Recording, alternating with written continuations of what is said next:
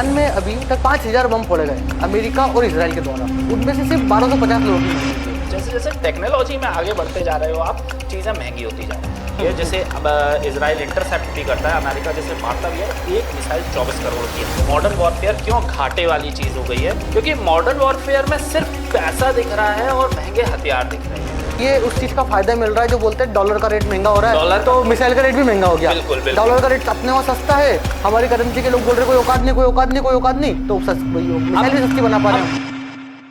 Iran में अभी तक 5000 बम फोड़े गए अमेरिका और इजराइल के द्वारा, उनमें से सिर्फ 1250 लोगों की मौत हुई है। तो ये क्या है? मतलब अपन एक छोटे से अगर जगह की बात करें या लोकल की बात करें तो एक आदमी चाकू लेकर 4-5 जनों को मार देता है। इसमें ये होता है धीरज जी, देखिए कि वक्त आ गया है मॉडर्न वॉरफेयर का, लेकिन ये वॉर एक ऐसा सब्जेक्ट है, जंग, लड़ाई, युद्ध, जो दुनिया की शुरुआत से चली आ रही है। पहले लाठी डंडे पत्थरों से लड़ाई होती थी, फिर तलवार भालों तीर कमानों ने ले ली, अब वो मिसाइल और ने ली। अब जैसे जैसे टेक्नोलॉजी में आगे बढ़ते जा रहे हो आप, चीज़ें महंगी होती जा रही हैं। 1200 लोगों की जहाँ तक मौत हुई है और 5000 बम मारे हैं, ये सबसे बड़ा घाटा होता है आज की मॉडर्न वॉरफेयर का, सबसे बड़ा नुकसान। इसीलिए बोला जाता है, डायलॉग बहुत सुना होगा, we are the nation of peace, we can't afford a war. Afford मतलब हम नहीं खर्चा उठा सकते उस वॉर का। एक्चुअली हाल के आंकड़े देखें तो मार्च की शुरुआत से पहले दिन में अमेरिका का 24 करोड़ रुपए की एक मिसाइल, जो एरो मिसाइल होती है, जैसे अब इजराइल इंटरसेप्ट भी करता है, अमेरिका जैसे मारता भी है, एक मिसाइल 24 करोड़ की है। और वो मैंने सुना है कि जैसे एक ईरान का 24 लाख रुपए का ड्रोन को मारने के लिए 20 लाख का ड्रोन को मारने के लिए 3 करोड़ की मिसाइल चला। बिल्कुल बिल्कुल, ये घाटा होता है आज के मॉडर्न वॉरफेयर में। इससे बहुत अच्छी होती थी कन्वेंशनल वॉर। बाकी इससे अच्छा तो फिर वो अमेरिका इजराइल मिलकर एक घोषणा करवा देते कि जो व्यक्ति सुसाइड करेगा हम उसको 1-1 करोड़ दे देंगे, तो फायदे में नहीं पड़ जाते। ये घाटा हो चुका, मैं उसी घाटे की बात कर रहा हूँ आज के पर्सपेक्टिव से, कि मॉडर्न वॉरफेयर क्यों घाटे वाली चीज हो गई है। क्योंकि मॉडर्न वॉरफेयर में सिर्फ पैसा दिख रहा है और महंगे हथियार दिख रहे हैं। ये वही हथियार है, ईरान भी कोई वो नहीं कर रहा है कि हथियारों का इस्तेमाल नहीं कर रहा, क्योंकि अमेरिका एक सुपीरियर कंट्री है, तो उसके हथियार भी महंगे हैं। जो मिसाइल हम हमारे घर पे मान लीजिए 20 लाख में बना रहे हैं, वो मिसाइल अमेरिका में बन रही है, वो 2 करोड़ की बन रही है। ये एक बहुत बड़ा फिगर है उस ज्ञान का।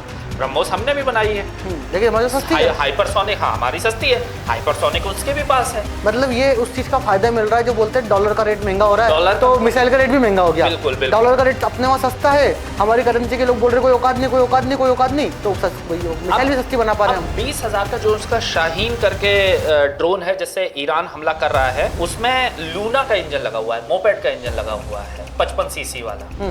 वो एक रॉकेट से लॉन्चर, इस तरीके का लॉन्चर बनाते हैं, प्लेटफॉर्म ड्रोन इस पर रखा गया है, ड्रोन उड़ाते हैं रॉकेट से, रॉकेट नीचे से बूस्टर रॉकेट हट जाता है और फिर इंजन स्टार्ट होता है, तो वो हवा में उड़ता हुआ चला जाता है। 2500 किलोमीटर उसकी रफ्तार। तो वो ऐसा कि टारगेट करके मार रहे हैं कि यहीं मारना है, यहीं मारना है, अंधाधुंध चला रहे हैं हवा में। ड्रोन इतनी सस्ती चीज है, ड्रोन वॉरफेयर इतनी सस्ती चीज है कि ड्रोन आत्मघाती ऐसा होता है कि ड्रोन अगर आपने छोड़ा तो ड्रोन का बस ये काम है कि वो जहां गिरेगा वहां फटेगा। हाँ, वो मतलब वो एरोप्लेन जैसा 9/11 में जो हमला हुआ था अमेरिका में, कि लाइक प्लेन को लेके घुसा दिया था, तो उसी तरीके के ड्रोन बना दिए कि अब जाके घुस जाए, ठुकाएगा वहां फुटेगा। आत्मघाती हथियार है, आदमी की जान नहीं जा रही, सेना की जान नहीं जा रही, कोई मर नहीं रहा है, ड्रोन उड़ाओ। और अब ईरान के पास उसने अपनी रणनीति में जो चेंज किया है, क्लस्टर ड्रोन्स बनाए हैं।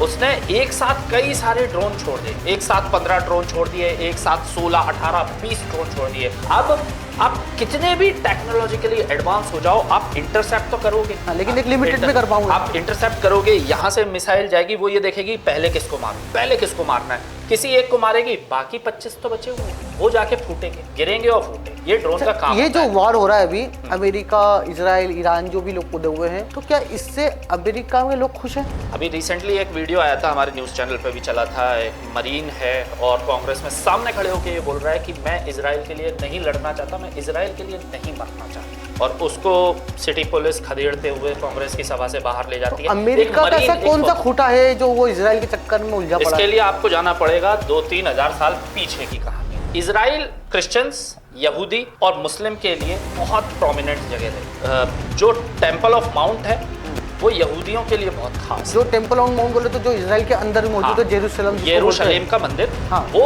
यहूदियों के लिए इसलिए खास है कि उनका ये मानना है कि यहाँ अब्राहम ने अपने बेटे की इज़ाक की बलि देने के लिए यहीं से ही शुरुआत की। उस वॉल पे जिस पर हर देश का नेता जाके माथा ट्रम्प टिकाता का है, भी देखा है हाँ, मैंने फोटो। माथा टिकाता है, वो वॉल भी उसी आस्था से जुड़ी हुई है। क्रिश्चियंस के लिए चर्च ऑफ स्पल्चर, मैं थोड़ा सा नाम कंफ्यूज है, चर्च ऑफ स्पल्चर की वहां पे जीसस की शुरुआत, और अल अक्सा मस्जिद, जो अल मुस्लिमों अक्सा के लिए। मस्जिद, हाँ, वो इस्लामिक रिलीजन में इसलिए खास है क्योंकि उसके पत्थर के ऊपर से पैर रखकर पैगंबर मोहम्मद ने अपनी जन्नत की यात्रा तो मतलब ये शुरू करी थी। तीन रिलीजन का एक मंदिर हो गया। ये एक फेथ से जुड़ा हुआ है कि इजराइल हमेशा से स्ट्रेटेजिकली बहुत इंपॉर्टेंट रहा है तीनों कंट्रीज एक कारण और नहीं हो सकता है, जहां तक मुझे लगा कि लाइक जैसे मार्क जुकरबर्ग हो या बड़े बड़े इलोन मस्क की भी हम बात करते हैं, या और भी अगर अमेरिका के अंदर बैठे हुए बड़े उद्योगपति है, सब यहूदी ही आते हैं ज्यादातर। बिल्कुल बिल्कुल, इसीलिए एक तो फेथ बहुत बड़ी चीज होती है। मैं और आप हिंदू हो, हमारे लिए अगर कल को कोई हमारे देवी देवता पर अपमान करता है, हम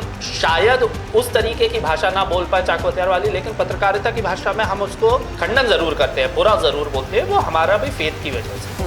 इजराइल एक फेथ, और दूसरा कारण है स्ट्रेटेजिकली ज्योग्राफिकल कंडीशन पर बहुत अच्छी जगह पे है। इजराइल की आप लोकेशन अगर देखते हो तो आप पूरा वेस्ट कवर कर सकते हो। इजराइल में अगर आप बैठे हो तो आप पूरा ईस्ट कवर कर सकते हो। सातों पांचों मतलब 56 मुस्लिम कंट्री, जो मिडिल ईस्ट का और गल्फ रीजन होता है, इजराइल के पास ऐसी स्ट्रेटजी, उस जगह हर कोई कब्जा करना चाहता है। बाकी तो फिर जनता के ऊपर है कि वो इस चीज से क्या समझता है। अगर आपके दिमाग में कोई डाउट हो, कमेंट सेक्शन में बता दीजिए। अगला आप इंटरव्यू किस पे चाहते हैं वो भी जरूर कमेंट कर दीजिए।